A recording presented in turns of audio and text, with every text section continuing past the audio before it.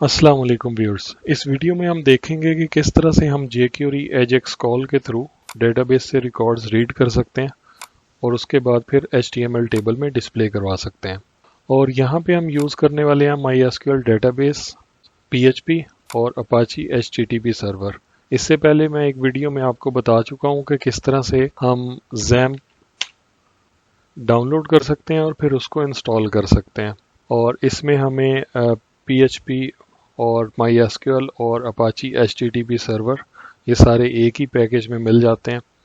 और उसके बाद फिर हम यहाँ पे C ड्राइव में जहाँ पे हमने XAMPP इंस्टॉल किया है इसके अंदर HTTP डॉक्स और यहाँ पे हम एक न्यू फोल्डर बनाते हैं जिस नाम से हमारी वेबसाइट होगी DI, और इसके अंदर एक न्यू फोल्डर बना लेते हैं इमेजेस के नाम से जिसमें हमारे सारी साइट्स के इमेजेस होंगे।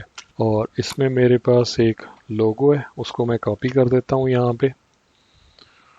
और इसके बाद हम आ जाते हैं PHP my admin में, जो कि आप यहाँ पे ब्राउज़र में localhost/php my admin टाइप करके इस स्क्रीन पे आ सकते हैं। और यहाँ पे हमने एक डेटाबेस बनाई थी DI के नाम से और इसमें एक टेबल बनाया था TBL एम्प्लॉइज़ और इसमें कुछ रिकॉर्ड्स एंटर किए थे। उस वीडियो का लिंक मैं डिस्क्रिप्शन में दे रहा हूँ, अगर आप चाहें तो वो वीडियो देख सकते हैं। अभी हम कोडिंग स्टार्ट करते हैं और देखते हैं कि किस तरह AJAX कॉल के थ्रू हम ये सारे रिकॉर्ड्स रीड कर सकते हैं और फिर इस HTML टेबल में डिस्प्ले करवा सकते हैं। ओके, अब हम Visual Studio कोड ओपन करते हैं और हमारा जो पेज है वेब पेज वो डिज़ाइन करते हैं। तो उसके लिए सबसे पहले तो हम फोल्डर सेलेक्ट करते हैं जो हमारा ये C ड्राइव में XAMPP का जो फोल्डर है इसके अंदर htdocs और इसके अंदर ये DI के नाम का जो फोल्डर अभी हमने बनाया, इसे सिलेक्ट कर लेते हैं। ओके, यहाँ पे हम अपना एक इंडेक्स पेज बना लेते हैं index.html। और अगर यहाँ पे मैं एक्सक्लेमेशन मार्क टाइप करता हूँ और उसके बाद एंटर करता हूँ तो ये हमें एक HTML का ब्लैंक पेज का जो कोड है या बॉयलर प्लेट है वो खुद से हमें जनरेट कर देता है। टाइटल हम इसका होम कर देते हैं और उसके बाद बॉडी में आके सबसे पहले तो हम एक डिव यूज़ करते हैं और ये हमारा मेन डिव होगा जिसमें हमारा पूरा वेब पेज होगा। तो इसको हम स्टाइल दे देते हैं, इसकी विड्थ कर देते हैं 960 पिक्सल्स और साथ में हम इसको मार्जिन इसका हम कर देते हैं ऑटो ताकि ये सेंट्रलाइज हो जाए। ओके, इसके बाद इस डिव के अंदर हम एक और डिव यूज़ करते हैं और इस डिव में हमारा जो लोगो है वो होगा। तो उसके लिए इमेज टैग यूज़ करते हैं और यहाँ पे हम अब हमारा लोगो पड़ा हुआ है इमेजेस के फोल्डर में और images/logo.png और अल्टरनेट हम इसका दे देते हैं कंपनी लोगो 960 पिक्सल्स।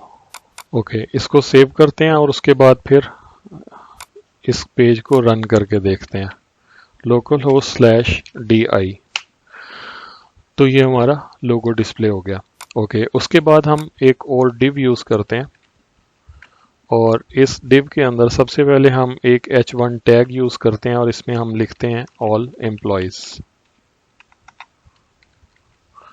और इसके बाद फिर हम एक टेबल यूज़ कर लेते हैं HTML टेबल जिसमें हम सारे रिकॉर्ड्स जो हैं वो डिस्प्ले करवाएंगे। सबसे पहले टेबल का जो हेडर है उसके लिए हम लिखेंगे t-head और इसके अंदर एक रो और रो के अंदर जो हेडिंग्स हैं टेबल की वो शो करवाते हैं। उसके लिए th सबसे पहला सीरियल नंबर, उसके बाद फिर employee ID, first name, last name, email और सैलरी। ओके, यहाँ पे हम दे देते हैं एम्प्लॉय ID, उसके बाद फिर फर्स्ट नेम, इसके बाद लास्ट नेम, ईमेल एड्रेस और फिर सैलरी। ओके, उसके बाद टी हेड के बाद हम बना लेते हैं टेबल बॉडी और उसके लिए टी बॉडी और उसी तरह इसके अंदर भी एक TR और फिर जो डाटा सेल्स हैं टेबल के TD। और सबसे पहले एक सीरियल नंबर के लिए आ जाएगा, उसके बाद फिर employee ID, first name, last name, email address और सैलरी। ओके, अभी मैं कुछ डमी वैल्यूज़ यहाँ पे दे देता हूँ। सीरियल नंबर 1 दे देता हूँ, एम्प्लॉय आईडी 1 2 3 4 5 दे देता हूँ, और उसके बाद फर्स्ट नेम मैं यहाँ पे कर देता हूँ फॉर एग्जांपल जॉन डो, और ईमेल एड्रेस इसका john.doe@di.com, और सैलरी इसकी 50,000। ओके, अभी एक बार इसको चेक करते हैं। तो ये हमारा H1 टैग ऑल एम्प्लॉयज़ ये भी शो हो गया, और उसके बाद फिर एक टेबल है वो भी शो हो गया। इस टेबल को थोड़ा सा ब्यूटीफाई करने के लिए हम बूटस्ट्रैप यूज़ कर सकते हैं। तो बूटस्ट्रैप, और इसका मैं CDN यूज़ करूँगा। आप इसको डाउनलोड करके उसके बाद इंपोर्ट करके भी अपने प्रोजेक्ट में यूज़ कर सकते हैं। तो डाउनलोड में यहाँ पे आपको CDN का लिंक मिल जाएंगे, ये दोनों आपने कॉपी कर लेना है। उसके बाद फिर हेडर में जाके ये आपने पेस्ट कर देना है। तो ये आपने बूटस्ट्रैप इंक्लूड कर दिया, और अब हम जो हमारा टेबल है इसके ऊपर बूटस्ट्रैप की क्लासेस जो हैं वो यूज़ कर लेते हैं। तो यहाँ पे हम क्लास दे देते हैं टेबल, और टेबल स्ट्राइप यूज़ कर लेते हैं, और इसको बॉर्डर भी दे देते हैं। तो टेबल बॉर्डर्ड। ओके, अब इसको चेक करते हैं। तो ये काफ़ी पहले से बेहतर हो गया। ओके, इसको मैं बंद कर रहा हूँ। ओके, तो ये तो हमारा हो गया एक HTML का टेबल जिसमें हमें कुछ डमी वैल्यूज हमने दे दी हैं। अब हम एक फंक्शन लिखेंगे jQuery फंक्शन, और उसके अंदर फिर हम एजेक्स कॉल के थ्रू ये सारे रिकॉर्ड्स जो हैं ये गेट करेंगे और फिर यहाँ पे डिस्प्ले करवाएंगे।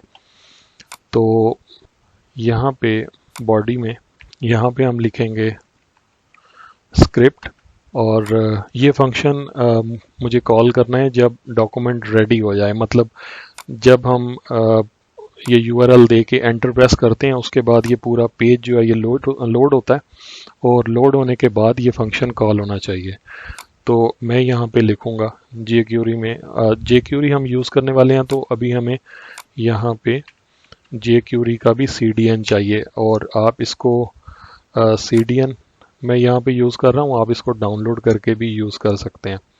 ओके, तो मैं इसका मिनीफाइड वर्जन जो है ये यूज़ कर लेता हूँ। मैं इसको कॉपी करता हूँ, और यहाँ पे हेडर में बूटस्ट्रैप की क्लास, जो बूटस्ट्रैप के CDN है, इसके बाद फिर मैं ये jQuery का CDN यहाँ पे दे दिया, और अब मैं यहाँ पे jQuery यूज़ कर सकता हूँ। तो यहाँ पे मैं लिखूँगा $, और उसके बाद राउंड ब्रैकेट्स में डॉक्यूमेंट और .ready मतलब जब डॉक्यूमेंट रेडी हो जाए, और इसके बाद मैं इसके अंदर एक फंक्शन को कॉल करने वाला हूँ, फंक्शन, और इसमें मैं एक फंक्शन कॉल करूँगा फॉर एग्जांपल लोड रिकॉर्ड्स। तो अब हम एक लोड रिकॉर्ड्स का फंक्शन बना लेते हैं। यहाँ पे फंक्शन लोड रिकॉर्ड्स, और ये उस फंक्शन की बॉडी। अब इसके अंदर हम एजेक्स कॉल के थ्रू वो सारे रिकॉर्ड्स जो हैं वो गेट करेंगे। एजेक्स कॉल का जो तरीका है वो ये है कि आपने $, यूज़ करना है, उसके बाद आपने लिखना है एजेक्स, और इसमें आपने एक इसकी कुछ प्रॉपर्टीज सेट करनी है। एक ऑब्जेक्ट है वो देना है, और उसमें प्रॉपर्टीज जो हैं वो सबसे पहले तो होगा URL, यानी आपने किस URL को एक्सेस करना है। और हम यहाँ पे दे देते हैं एम्प्लॉई प्रोसेसिंग फॉर्म, एक हम बना लेते हैं, और यहाँ पे हम दे देते हैं employee.pro.php। ओके, और सेकंड जो है टाइप, यानी मेथड, जिस तरह फॉर्म का मेथड होता है गेट और पोस्ट, वो हमने देना है यहाँ पे। तो हम यहाँ पे दे देते हैं टाइप में पोस्ट, एजेक्स कॉल में टाइप यूज़ होता है, तो हम यहाँ पे टाइप पोस्ट कर देते हैं। और उसके बाद फिर डेटा।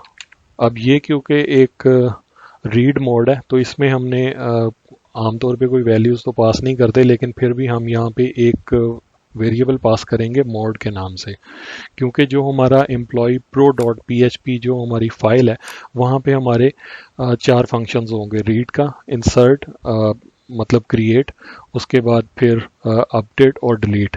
तो उसमें से कौन सा फंक्शन जो है वो रन होना चाहिए, कौन सी क्यूरी रन होनी चाहिए, उसके लिए हम एक पैरामीटर यहाँ से पास करते हैं। तो उसके लिए डाटा में हम एक ऑब्जेक्ट देते हैं और इसमें सबसे पहले तो वो वेरिएबल जो हम सेंड करेंगे और दूसरा उसके अंदर कौन सी वैल्यू होगी। तो मैं यहाँ पे दे देता हूँ वेरिएबल का नाम, मैं दे देता हूँ मोड, और वैल्यू उसके अंदर हम दे देते हैं क्योंकि हम रिकॉर्ड्स को रीड करने जा रहे हैं तो हम यहाँ पे दे देते हैं रीड। ओके, उसके बाद फिर एक और प्रॉपर्टी सक्सेस। ओके, अब सक्सेस मतलब अगर ये सारा फंक्शन जो है, ये रिक्वेस्ट जो है ये सक्सेसफुल हो जाती है तो फिर क्या करें। तो फिर हम यहाँ पे एक फंक्शन बना लेते हैं और इसमें हम रिस्पॉन्स को गेट करते हैं। रिस्पॉन्स मतलब जो वैल्यूज़ वहाँ से आएंगी एम्प्लॉयज़ प्रो डॉट PHP से, जो हमें डाटा रिटर्न होगा वो रिस्पॉन्स में आ जाएगा। और यहाँ पे हम क्या करेंगे कि जो हमारा ये जो टेबल बॉडी है इसके अंदर हम वो सारा जो रिस्पॉन्स आएगा वो हम यहाँ पे शो करवा देंगे। तो इस टेबल बॉडी को हम एक आईडी असाइन कर लेते हैं और इसका नाम हम दे देते हैं T-body। ओके, अब यहाँ पे मैं लिखूंगा $, और उसके बाद फिर डबल कोड्स में हैश साइन, क्योंकि हम आईडी से ले रहे हैं, इसको आईडी से गेट कर रहे हैं तो हम हैश साइन यूज़ करेंगे। और यहाँ पे मैं लिखूंगा T-body और उसके बाद .html, जो रिस्पॉन्स हमें वहाँ से आएगा और वो हम इसका T-body में दे देंगे। तो यहाँ पे मैं लिख देता हूँ रिस्पॉन्स। ओके, इसके बाद एक और इसकी प्रॉपर्टी है एरर, वो हम बाद में देखते हैं, लेकिन अभी हम सिर्फ इसको रन करेंगे और टेस्ट करेंगे। लेकिन उससे पहले हमें क्या चाहिए, हमें एम्प्लॉय प्रोसेसिंग फॉर्म चाहिए, क्योंकि जब इस प्रोसेसिंग फॉर्म पे कॉल जाएगी तो वहाँ पे जाहिर है कुछ PHP स्क्रिप्ट होगा जो एग्जीक्यूट होगा, वो सारे रिकॉर्ड्स को रीड करेगा और उसके बाद जो है वो डिस्प्ले करवाएगा T-body के अंदर। तो हम यहाँ पे एक न्यू फाइल बना लेते हैं और उसको हम नाम दे देते हैं employee-pro.php। ओके, अब यहाँ पे सिर्फ PHP का कोड होगा। तो सबसे पहले तो हमें यहाँ पे चेक करना है कि ये जो हमारा एक मोड जो एक वेरिएबल है ये पास हुआ भी है कि नहीं, क्योंकि इस तरह भी हो सकता है कि कोई यहाँ पे जाए, इसको मैं क्लोज कर रहा हूँ, और यहाँ पे जाके DI के बाद एम्प्लॉय pro.php लिख के टाइप करके यहाँ पे एंटर करे तो वो सीधा इस पेज पे, ये जो हमारा एम्प्लॉय pro.php पेज है, इस पे लैंड कर जाएगा और यहाँ पे जो फंक्शंस हैं वो एग्जीक्यूट हो जाएंगे। तो उस चीज़ को रोकने के लिए हम क्या करते हैं, हम एक इफ स्टेटमेंट यूज़ करते हैं और इसमें हम लिखते हैं इस सेट, और इसके अंदर हम दे देते हैं $_post और ये वेरिएबल जो मोड।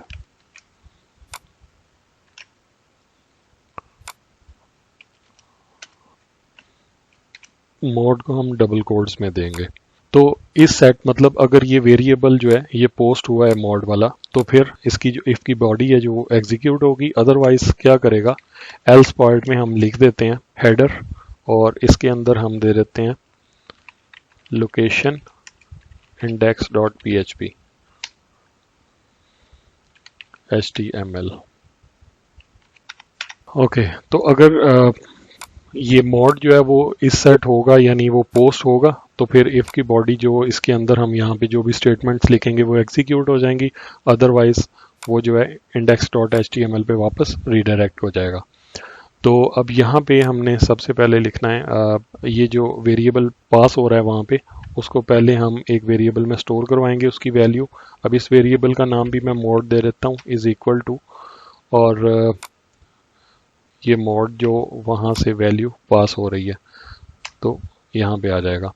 ओके, इसके बाद हम देखते हैं एक और इफ़ स्टेटमेंट यूज़ करते हैं, और इस इफ़ स्टेटमेंट के अंदर हम देखते हैं कि अगर mode is equal to read, तो यहाँ पे रीड के अंदर हमने क्या करना है, एक तो हमारी जो एसक्यूएल की स्टेटमेंट है, एक वेरिएबल डिक्लेयर कर देते हैं एसक्यूएल, और इसके अंदर हम एक स्टेटमेंट दे देते हैं select asterisk from tbl underscore employees। मतलब ये जो हमारा टेबल है tbl employees, इसमें से सारे रिकॉर्ड्स जो है वो रीड करें। ओके, उसके बाद अब यहाँ पे हमें एक चाहिए कनेक्शन फाइल, क्योंकि हमने MySQLi कमांड्स यूज़ करनी है, तो हम एक न्यू फाइल बना लेते हैं और उसका नाम हम दे देते हैं connection.php। अब connection.php में हमें सबसे पहले चाहिए होती हैं 4 चीज़ें। सबसे पहले तो ये क्योंकि PHP कोड है, ओके, यहाँ पे हम सबसे पहले एक सर्वर नेम, और सर्वर हमारा क्योंकि लोकल होस्ट है तो हम यहाँ पे लोकल होस्ट दे देते हैं। अगर आपने कहीं पे अपनी वेबसाइट होस्ट की हुई है तो आप उस सर्वर का URL या फिर उसका IP एड्रेस देंगे। ओके, सेकंड हमें चाहिए होता है यूज़र नेम, और जब हम XAMPP इंस्टॉल करते हैं तो हमारा जो बाय डिफ़ॉल्ट यूज़र नेम है वो रूट होता है। अगर आप कोई और यूज़र क्रिएट कर लें तो फिर आपको यहाँ पे वो यूज़र नेम में वो यूज़र देना पड़ेगा। ओके, उसके बाद हमें देना है पासवर्ड, और पासवर्ड XAMPP इंस्टॉल करने के बाद ब्लैंक होता है। अगर आप उसको चेंज कर लें तो फिर आपको यहाँ पे वो पासवर्ड देना पड़ेगा, अदरवाइज इसको ब्लैंक छोड़ दें। और लास्ट में डेटाबेस, और डेटाबेस जो है वो हमारी डेटाबेस का नाम है DI, तो यहाँ पे हम दे देंगे DI। उसके बाद हम MySQLi underscore connect command use करेंगे, और इसके अंदर हमें देनी है 4 चीज़ें। सबसे पहले तो हमें बताना है सर्वर नेम, उसके बाद फिर यूज़र नेम, उसके बाद फिर पासवर्ड, और फिर एंड पे डेटाबेस, यानी किस डेटाबेस से हमने कनेक्ट करना है। मतलब इस कमांड में हम ये कह रहे हैं कि इस सर्वर नेम पे जाके इस यूज़र नेम और पासवर्ड को यूज़ करते हुए इस डेटाबेस से कनेक्ट करो। और जैसे ये कमांड एग्जीक्यूट होगी तो हम एक और वेरिएबल ले लेते हैं कौन के नाम से, यानी कनेक्शन, और ये जो कनेक्शन है वो हम इस वेरिएबल में रखवा देंगे। तो मतलब जैसे ही ये कमांड एग्जीक्यूट होगी हम इस वेरिएबल में वो कनेक्शन स्टोर कर लेंगे। और उसके बाद हम एक इफ़ स्टेटमेंट यूज़ करते हैं सिर्फ ये चेक करने के लिए कि हमारा जो कनेक्शन है वो सक्सेसफुल हुआ है या नहीं। तो अगर मतलब कनेक्शन में कुछ भी नहीं है, इफ़ नॉट कौन, यानी इसमें कोई वैल्यू नहीं है, तो फिर हम एक स्टेटमेंट यूज़ करेंगे डाई, यानी कोई भी कोड उसके बाद एग्जीक्यूट नहीं होगा। और यहाँ पे हम एक एरर मैसेज दे देते हैं, error an error occurred while connecting to database। Okay, और अगर साथ में आप सिस्टम जनरेटेड मैसेज जो है वो भी शो करवाना चाह रहे हैं तो फिर आप इसको कंकैटिनेट कर देंगे MySQLi underscore connect error। तो ये क्या करेगा कि जो सिस्टम जनरेटेड मैसेज है, यानी क्यों कनेक्ट नहीं हुआ, हो सकता है यूज़र नेम ठीक नहीं है, पासवर्ड ठीक नहीं है, या डेटाबेस का नाम ठीक नहीं है, या वो सर्वर जो है वो एक्सेसिबल नहीं है, जो भी एरर होगी वो ये जो सिस्टम से जनरेट होगी साथ में वो भी डिस्प्ले कर देगा। और यहाँ पे आप इसको दे देते हैं BR यानी ब्रेक, यानी न्यू लाइन पे। तो सबसे पहले ये मैसेज डिस्प्ले होगा इन केस ऑफ एरर, अगर कनेक्शन में कुछ भी नहीं है तो ये एरर मैसेज डिस्प्ले होगा। उसके बाद फिर न्यू लाइन पे जो सिस्टम जनरेटेड मैसेज है वो शो हो जाएगा। तो ये हमारी कनेक्शन फाइल जो है ये कंप्लीट हो गई।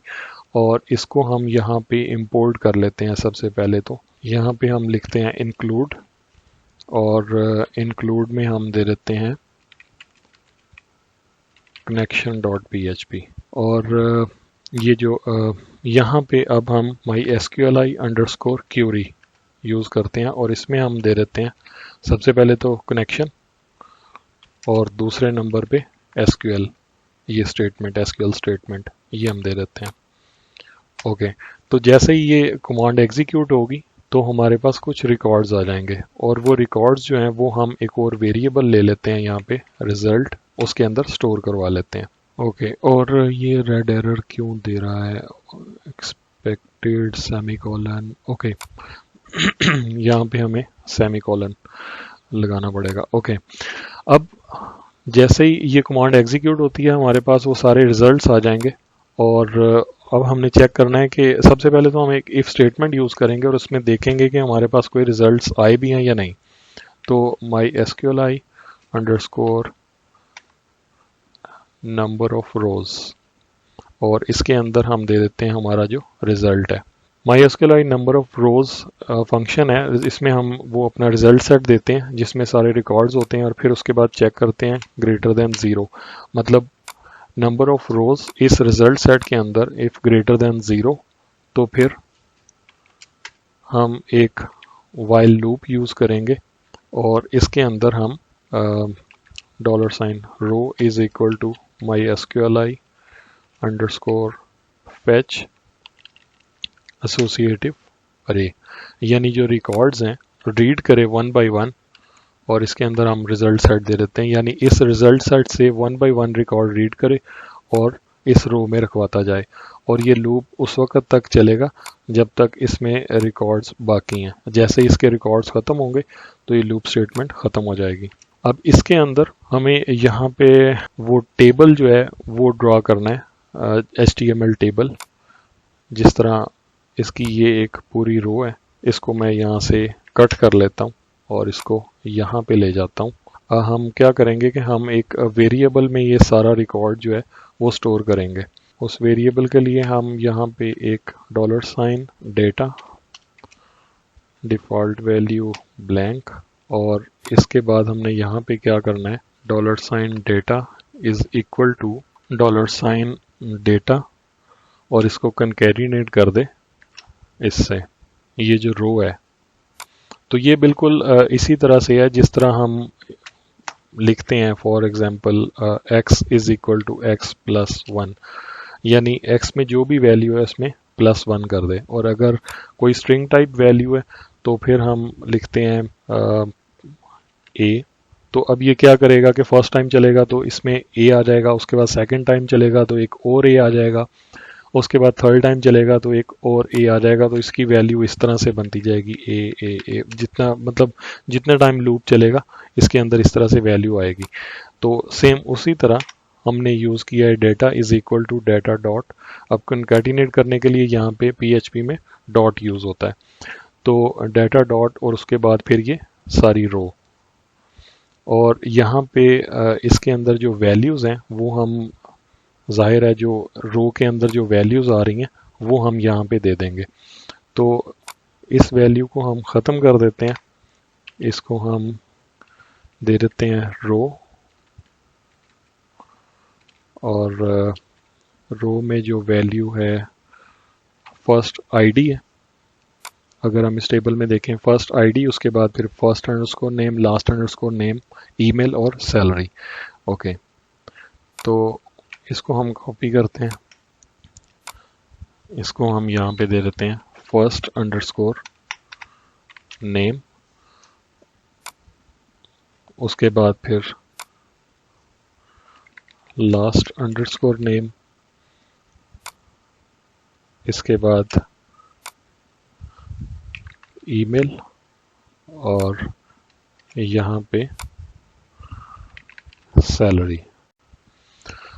और सीरियल नंबर के लिए क्योंकि ये वैल्यू टेबल से नहीं आ रही तो हम रो को यूज़ नहीं कर सकते, इसके लिए हमें अलग से एक वेरिएबल यहाँ पे डिक्लेयर कर लेते हैं SN, यानी सीरियल नंबर, और इसकी इनिशियल वैल्यू जो है वो हम 1 दे देते हैं। और यहाँ पे सीरियल नंबर, और यहाँ नीचे आके इस रो को कंप्लीट करने के बाद जो सीरियल नंबर है प्लस प्लस, अब इसको थोड़ा सा अरेंज कर लेते हैं।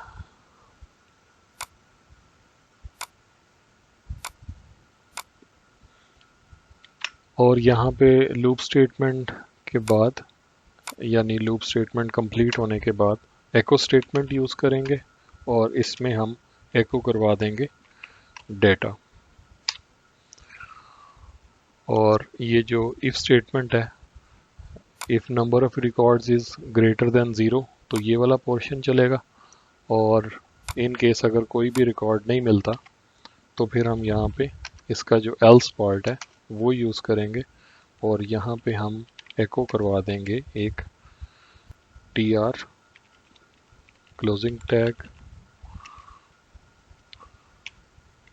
और इसके अंदर td, और ये इसका क्लोजिंग टैग, और इसको हम कॉल स्पैन दे देते हैं 1 2 3 4 5 6 कॉलम्स हैं तो हम इसको 6 दे देते हैं। और यहाँ पे हम लिख देते हैं नो रिकॉर्ड फाउंड, बल्कि इसको एक क्लास भी असाइन कर देते हैं टेक्स्ट को सेंट्रलाइज करने के लिए, तो टेक्स्ट सेंटर। ओके, तो अभी index.html पे आ जाते हैं और पूरा सिनेरियो जो है उसको एक बार देख लेते हैं। जैसे ही डॉक्यूमेंट रेडी होगा उसके बाद ये फंक्शन कॉल हो जाएगा लोड रिकॉर्ड्स, और लोड रिकॉर्ड्स में एजेक्स कॉल है और इसमें यूआरएल हमने दे दिया employeespro.php पे, और पोस्ट मेथड यानी ये वैल्यू जो है जो हम पोस्ट कर रहे हैं ये हिडन होगी। और हमने जो वेरिएबल दिया है मोड जो पोस्ट होगा और उसके अंदर हमने वैल्यू दे दी है रीड। और अगर सक्सेस होता है ये स्टेटमेंट एजेक्स क्यूरी जो है, एजेक्स कॉल जो है, ये अगर सक्सेस हो जाती है तो इसमें हमने एक फंक्शन लिख दिया और उसमें हमने वेरिएबल दे दिया रिस्पॉन्स, यानी एम्प्लॉय प्रो से जो वैल्यू आएगी रिस्पॉन्स के अंदर, उसके बाद फिर हम वो टी बॉडी उसको असाइन कर देंगे। और टी बॉडी जो है वो हमारा टेबल बॉडी है, ये टी बॉडी, इसको ये वैल्यू जो भी हमारा रिस्पॉन्स आएगा वो हम इसको असाइन कर देंगे। अब हम इसे सेव करते हैं और इसे रन करके टेस्ट करते हैं। तो ये हमारे सारे रिकॉर्ड्स जो हैं डेटाबेस से 15 रिकॉर्ड्स जो यहाँ पे इस टेबल में थे वो सारे यहाँ पे डिस्प्ले हो गए हैं। ओके, अब हम इसका एरर फंक्शन भी लिख लेते हैं और उसके लिए एरर प्रॉपर्टी जो है इसकी, और इसके अंदर हम एक फंक्शन यूज़ करेंगे और उस फंक्शन में 3 पैरामीटर्स होते हैं। सबसे पहले XHR, दूसरा स्टेटस और तीसरा एरर। XHR जो है ये है XML HTTP रिक्वेस्ट ऑब्जेक्ट, और इसके अंदर स्टेटस कोड होते हैं और हेडर्स होते हैं और रिस्पांस डाटा होता है, और उसके बाद स्टेटस, इसके अंदर एरर स्टेटस होता है, लाइक एक जनरल एरर या फिर टाइम आउट या फिर अबॉर्ट, और उसके बाद एरर, इसके अंदर एरर मैसेज होता है। तो हम यहाँ पे एक एरर मैसेज डिस्प्ले करवा देंगे इन केस अगर एजेक्स कॉल में कोई एरर आता है। एक डिव बना लेते हैं यहाँ पे डिव, और इसको हम आईडी दे देते हैं डिव अलर्ट। तो इन केस अगर हमारे पास एजेक्स कॉल में कोई एरर आता है तो फिर हम क्या करेंगे, $, और उसके बाद फिर डबल कोड्स में div alert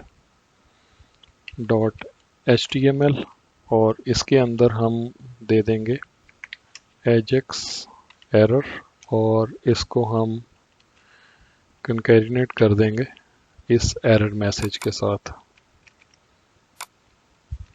और दूसरा काम हम ये करते हैं कि क्योंकि ये एक एरर मैसेज है तो इसको हम hash sign div alert,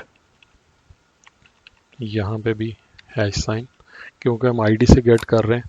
okay, तो ये एक एरर मैसेज है, तो इसको हम रेड कलर में डिस्प्ले करवाएंगे। तो यहाँ पे हम लिख देते हैं कलर और रेड। सो इन केस अगर एजेक्स कॉल में कोई एरर आता है तो हम div alert में HTML रखवा देंगे एरर कोड एजेक्स एरर, और उसके बाद जो एरर मैसेज जनरेट होगा सिस्टम की तरफ से वो डिस्प्ले करवा देंगे, और उसका CSS कलर प्रॉपर्टी जो है वो रेड कर दी, यानी एरर मैसेज है तो रेड कलर में डिस्प्ले होगा। ओके, अब हम इसको टेस्ट कर लेते हैं। फॉर एग्जांपल मैं यहाँ पे एम्प्लॉयज़ pro1.php कर देता हूँ। अब जाहिर है एम्प्लॉयज़ pro1 ये URL हमारे पास नहीं है, इस नाम से कोई भी फाइल नहीं है, तो एक एरर मैसेज आएगा, और बल्कि ये कंकैटिनेट करने के लिए जावास्क्रिप्ट में और jQuery में प्लस साइन यूज़ होता है। तो ये हमें एक div alert जो है इसके अंदर एजेक्स एरर जो है वो शो हो जाएगा रेड कलर में। सो इसको टेस्ट करते हैं। Okay, Ajax error not found. इसको वापस एम्प्लॉयज़ प्रो कर देते हैं और अब इसको रिफ्रेश करते हैं तो ये सारे रिकॉर्ड्स। और इन केस अगर हमारे पास एम्प्लॉय प्रो .php में अगर हमें रिकॉर्ड्स नहीं मिलते, फॉर एग्जांपल हम यहाँ पे कर देते हैं select asterisk from tbl employees where id is equal to 1। अब जाहिर है यहाँ पे क्योंकि हमारे पास id 1 नहीं है तो कोई भी रिकॉर्ड नहीं मिलेगा। तो इस केस में ये वाला पोर्शन जो है नंबर ऑफ रिकॉर्ड जो है वो 0 हो जाएगा, और ये वाला जो पोर्शन है ये एग्जीक्यूट नहीं होगा, तो ये हमें शो करेगा नो रिकॉर्ड फाउंड। सो ये वाला टेस्ट केस जो है इसको भी ट्राई करते हैं। सो नो रिकॉर्ड फाउंड, और अभी हम इसको वापस फिर से ठीक कर देते हैं। ओके, तो व्यूअर्स ये था सारा हमारा एजेक्स कॉल के थ्रू किस तरह से हम रिकॉर्ड्स को रीड कर सकते हैं, और नेक्स्ट वीडियो में हम देखेंगे कि किस तरह से एजेक्स कॉल के थ्रू हम न्यू रिकॉर्ड इंसर्ट कर सकते हैं और फिर उसको अपडेट और डिलीट कर सकते हैं। अगर आपको ये वीडियो अच्छी लगी तो इसे लाइक कर दीजिए। थैंक यू एंड अल्लाह हाफिज़।